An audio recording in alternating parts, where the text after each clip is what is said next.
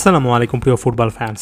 The greatest of all time Lionel মেসির আরও একটা অসাধারণ পারফরমেন্স, একটা গোল করেছেন দুর্দান্ত একটা হেডের মাধ্যমে, এর পাশাপাশি হ্যাট্রিক অ্যাসিস্ট করেছেন, 4টা গোলে সরাসরি অবদান রেখেছেন এবং লিও মেসির দুর্দান্ত পারফরমেন্সের আরও একটা অসাধারণ পারফরমেন্সের এই রাতে ইন্টার মায়ামি সিনসিনাতি এফসিকে রীতিমতো 4-0 গোলে বিধ্বস্ত করেছে এবং কনফারেন্স অর্থাৎ নিজস্ব যে অঞ্চল ইস্টার্ন কনফারেন্সের ফাইনালের টিকিটটা নিশ্চিত করেছে এমএলএসে, যেটা জিতলে তারা এমএলএস কাপের অন্য কনফারেন্স থেকে আসা ফাইনালে যে তারা দলটার বিপক্ষে খেলবে।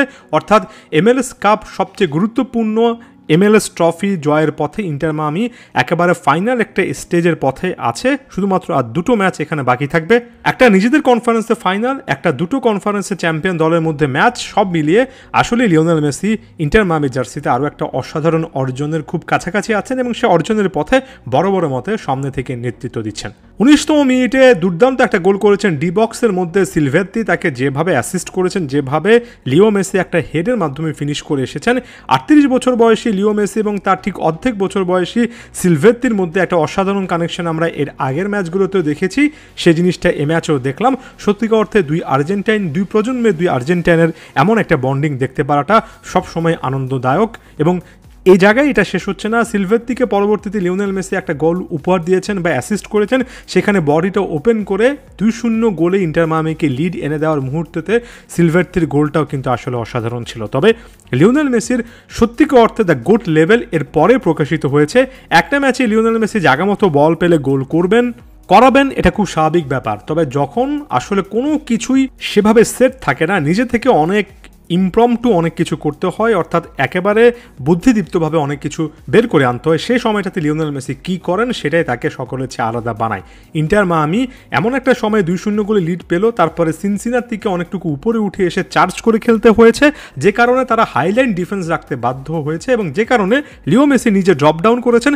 পুরো ম্যাচে ফলস 9 হিসেবে খেললেও শেষের 30 মিনিট একেবারেই মিডফিল্ডে নেমে এসেছেন, একটার পর একটা অসাধারণ থ্রু বল বা ওয়েটেড পাস বাড়িয়েছেন, তাদেরও আইয়েন্তেকে দিয়ে 2টো গোল করিয়েছেন। যদি লুইস সুয়ারেজরা চান্সেসগুলো নিতে পারতেন, এখানে লিওনেল মেসির অ্যাসিস্ট এই ম্যাচে 4টা-5টা হতে পারত এবং এই সর্বশেষ 2টো অ্যাসিস্টের ক্ষেত্রে লিওনেল মেসি দেখিয়েছেন একজন মিডফিল্ডার। আমি জানি খুবই চর্বিত চর্বণ, একই কথা অনেকবার এর আগে বলেছে, তবে আরও একবার বলতে হয়, একজন মিডফিল্ডার লিওনেল মেসি, একজন ভিশন বা অর্কেস্ট্রেটর হিসেবে লিওনেল মেসি যে আসলে কতটা অসাধারণ সেটা আমরা আরও একবার বুঝলাম।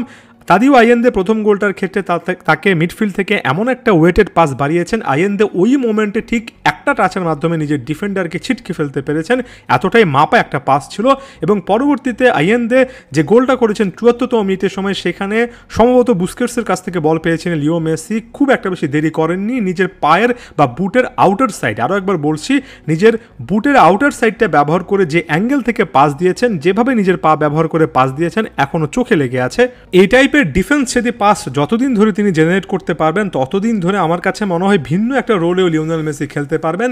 যদি খুব একটা বেশি স্পিডজনিত সমস্যা হয়, ডি বক্সের আশেপাশে নাও থাকেন, গত 4-5 বছরে লিওনেল মেসি তার খেলায় যেটা সবচেয়ে ভালো অ্যাডজাস্টমেন্ট এনেছেন আমার কাছে মনে হয় সেটা হচ্ছে মিডফিল্ডের নিচে নেমে এসে কীভাবে রাইট মোমেন্টে ফাঁকফোকর বের করতে হয়, কীভাবে ডিফেন্ডারদেরকে বা মিডফিল্ডারদেরকে নিজের দিকে টেনে আনতে হয় এবং সেখান থেকে দুই সাইডে যদি স্পিডি দুজন প্লেয়ার থাকে, তাদের স্পিডটাকে কাজে লাগানোর জন্য কীভাবে থ্রু বল দিতে হয়, সেই স্কিলটা আরও শানিত করেছেন। অবশ্যই সেই স্কিলটা আরও অনেক আগে থেকে তার মধ্যে ছিল, তবে গত 4-5 বছরের এই স্প্যান, এই টাইম ফ্রেমটাতে লিওনেল মেসির এই স্কিল সেটটা আসলে অন্য একটা লেভেলে গিয়ে পৌঁছেছে। ইন্টার মায়ামির এই দলটাতে সিলভেত্তি কিংবা তাদিও আইয়েন্দের মতো প্লেয়াররা রয়েছেন, ইয়াং প্লেয়ার, তাদের ট্যালেন্ট নিয়ে অনেক আলোচনা করতে পারেন, তবে তাদের স্পিড যে আছে সেটা যে কাজে লাগানো যায় সেটা লিওনেল মেসি মিডফিল্ডে তার এই পারফরমেন্সের মাধ্যমে দেখালেন।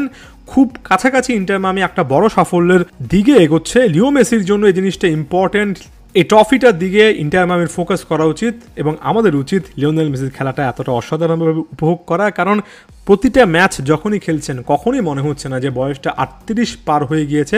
প্রত্যেকটা match is a treat for your eyes, আপনার নিজের চোখের জন্য অনন্য শান্তির একটা ব্যাপার।